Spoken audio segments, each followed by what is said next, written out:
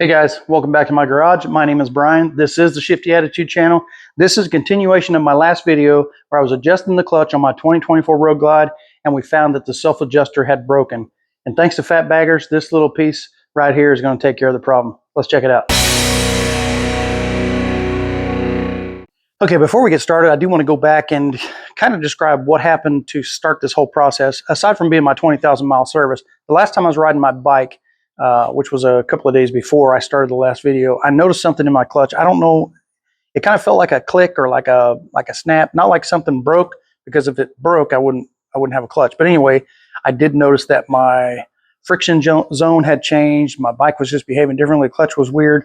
So when I did actually start doing the clutch adjustment a couple of days later, that's when I found that the self-adjuster, automatic adjuster in there had broken or failed. So I figured I'm definitely not going to go back to the original Harley plastic self-adjuster. I wanted to get something that was going to be more reliable, so I went ahead and bought the Fat Baggers. So here is the part.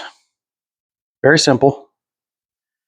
Once we get the old adjuster off there, which I believe the only way to get that off is just to get some clippers and cut it off, but this will go on and in place of that one, and it should be pretty simple. And hopefully that won't ever fail again. And like I said, that piece right there, this black chunk and this red needs to come off along with the spring and everything, and then this part will go in its place right there. Now I'm not going to bore you with the details of cutting that little plastic adjuster off there. I will just pick the video up when I got that off and I'm ready to install this new one. Okay, so I finally got it off of there. You see, you just have that piece on there. Now there is a little bitty, not so little. There's a little clamp right down here that needs to be pulled off. It's actually just attached to the frame to hold that cable tight. I'm put the camera down and pull that off. So there's the clamp that came off, and that will go back on as soon as we're done. I will say that wasn't really, I mean, difficulty level not very high, but I mean, you can see how many pieces I had to cut that thing up in to get it off. Not a lot of fun, but it's off of there. And thankfully you got this threaded piece here to protect the cable. So when you're cutting off that plastic, you may mar up those threads, but you're not going to need them anymore after this, so it doesn't really matter. Okay, so you can see where that ball is there. That's the ball on the bottom section of the clutch cable. That's what we need to remove to get this clutch cable to pull out. So if you pull it towards you, it's going to be tight, so try to keep it back as far as you can. And I have my trusty little dental tool from my I didn't go buy a special one for this video. I took the one that was next to the sink in my bathroom. So I don't know if you know what, I'll probably use it again. I don't care. Anyway, let's see if we can get that out of there.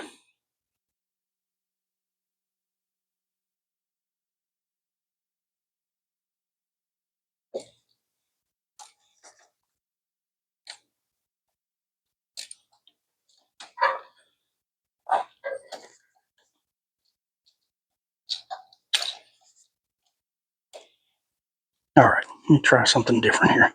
This is a cheap one. It's not metal. It's got a plastic handle, so it's bending pretty easily. Let me try to get it from the back. Okay, finally got it off, as you can see here. Now, what was holding me up was that little piece there below that top ball was bent down over the top of the bottom ball, so it wouldn't let me take that out. So once I bent that up, it came right out. So not a problem. It just takes a little bit of finagling around to get stuff to work, but once I'm done, I'll put that back in and press that back down. So the next thing I need to do is take off the little rubber O-ring, which is on the bottom of this piece. Get this little screwdriver, my dental tool, I guess, will work better. Make sure you don't lose this because you got to put it back on. Okay, so once you get the O-ring off, line up those slots, and you want this to be as far collapsed as you can get it, because that relieves the tension off of the clutch.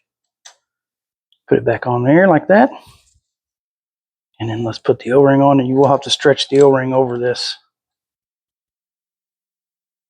piece at the bottom here, this connector. Stretch it over that.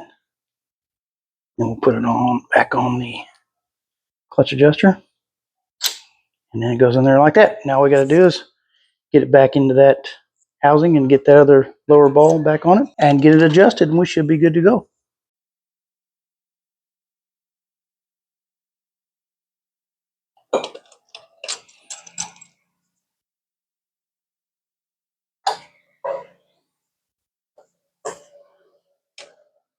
Okay, so there it is, all installed.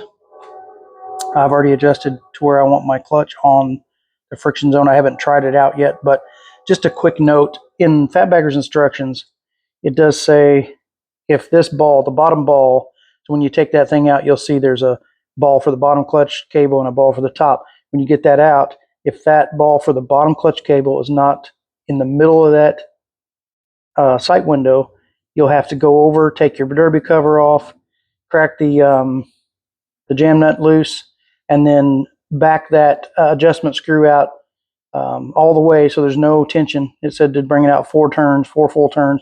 That way you don't have any tension on the clutch. And then come over here and push that ball down to where it's in the center of the sight window. Go back over there and make your clutch adjustments in the primary, and then come back over here and adjust your tension and where you want your friction zone. So I did have to do that. I had to come back over here and push this down, and once it was in the middle, I went over there and adjusted the clutch where I needed it to be, and then set my slack here where I want it as far as how far how much play is in my clutch handle. And once you get that done, it won't be in the center anymore, but you got to start with it in the center of that window once you're done to make sure everything gets adjusted properly. And I did get me some hex head screws, so I'm going to take those torque bits out, torque head screws out, and replace them with these hex heads, make it a little easier to get them tightened without stripping. And I should have done that a long time ago. I went down to Ace Hardware. They had them there. And, you know, it is what it is, but I'm going to fix them and I won't have that problem again. Also, a quick reminder, you want to make sure you put this back on. I'm going to snap this back on, then I'm going to, of course, slide the cover down. But then I'm going to turn the bike on and see how the clutch feels with the friction zone. Well, I took the bike out for a ride. Everything's perfect. The clutch feels great. It adjusted exactly how I wanted it to. And while this was not a full install video, if you'd like to see that and you want to see the step-by-step instructions, head over to Ryan Urlacher's channel. I'll put a link below to him, and check out his video. He did a really good job explaining how to install this. That's who I followed when I was putting it on my bike, so I'm sure it'll give you some benefit too. I appreciate y'all stopping by. Thank you so much for watching the video, and y'all be safe, and we'll see you on the next one.